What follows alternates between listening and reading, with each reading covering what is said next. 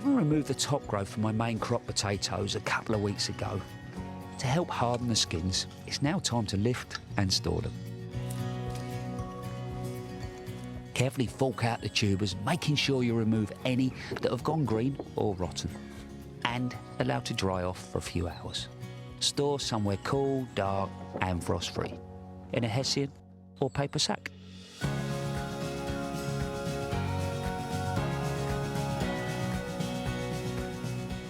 Climbing roses can get in a bit of a tangle this time of the year, so it's worth tying in any new growth before the autumn gales arrive.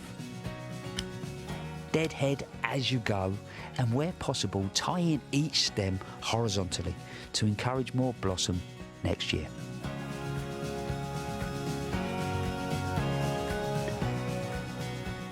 If you haven't turned your compost for a while, now's the time to do it. It will add air to the mix and speed up decomposition. I like to move the materials from one bin to another, but if you only have room for one bin, just empty the contents and then pile it back in.